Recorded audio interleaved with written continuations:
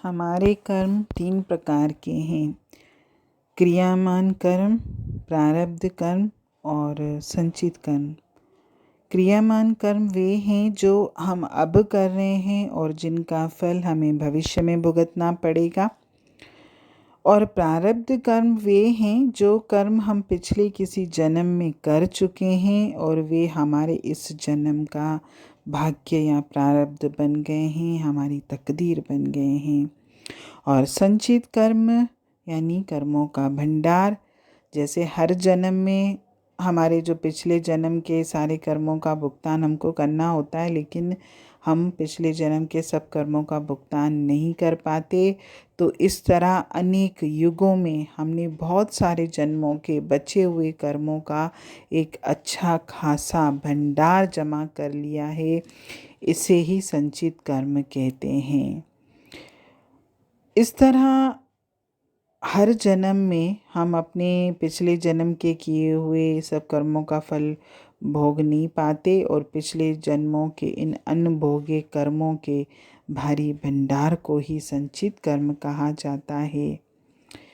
इसको एक उदाहरण से समझा जा सकता है। जैसे किसान खेत में बीज बोता है, तो जब फसल उसकी तैयार होती है और वो फसल काटता है, तो वो उस फसल का आधा हिस्सा साल भर में तो इस्तेमाल करता है और बाकी आधा अपने भंडार में रख लेता है। और फिर जब अगली बार उसके बीज बोने का वक्त आता है, तो वो अपने भंडार में से बीज निकाल कर बोता है और फिर नई फसल काट कर लाता है।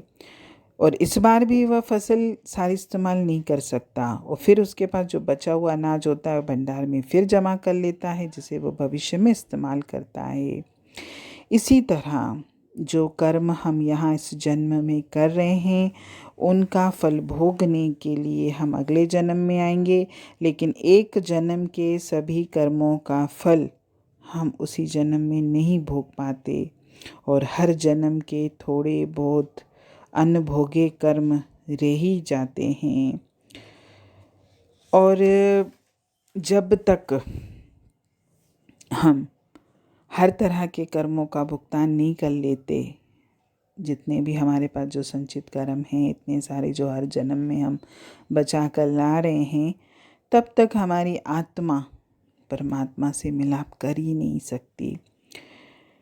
इसीलिए अगर इस जन्म में मुझे जो प्रारब्ध या भाग्य मिला है मेरे कर्म के अनुसार, मुझे उसको खुशी खुशी से भोगना चाहिए, क्योंकि हम प्रारब्ध को बदल सकते नहीं हैं।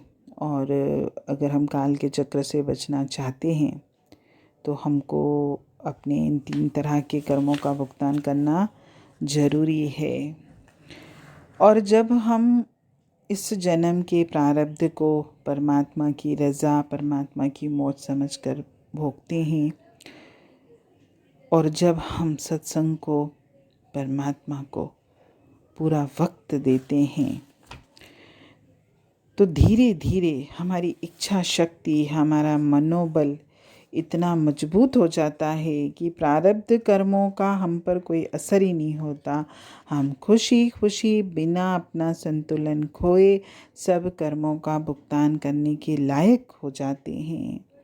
और इसके अलावा सबसे बड़ी बात ये होती है कि हम आगे के लिए नए बीज भी नहीं बोएंगे, क्योंकि हमारा विवेक, हमारी बुद्धि भी खुल जाएगी। क्योंकि सत्संग का ये तो बहुत बड़ा प्रताप है कि हमको प्रारब्ध तो खुशी से भुगवत्ता भोगने के लायक तो बनाता ही है, दूसरा हमको नए बीज भी नहीं बोने देता। क्योंकि अगर हम नए बीज बोएंगे तो उनका फल भोगने के लिए हमको फिर दुनिया में वापस आना पड़ेगा और फिर हमारी आत्मा परमात्मा से मिलाप कर ही नहीं पाएगी। ज़िंदगी के उतार चढ़ाव, दुख सुख, किसी भी चीज़ का मुझ पर असर नहीं होता, क्योंकि मैंने मन में ये ठान लिया है कि जो कुछ भी आज मेरा प्रारब्ध है, जो कुछ भी इस जन्म में मुझे मिला है, ये मेरे ही कर्मों का फल है। और अभी मैं शांति और धीरज के साथ अपने जीवन को जीऊँ।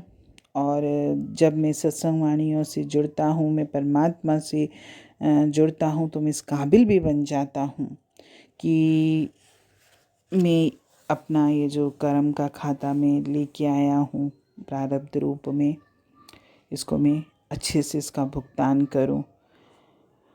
जब हम सत्संग वाणी सुनते हैं, जब हम सत्संग में बैठते हैं, जब हम भजन सिमरन करते हैं, हमारा मन निर्मल हो जाता है और हमारी आत्मा जो है मन के पंजे से आज़ाद हो जाती है और हमारा जो संचित कर्मों का भंडार है वो बेअसर हो जाता है और वो हमको वापस संसार में खींच भी नहीं सकता।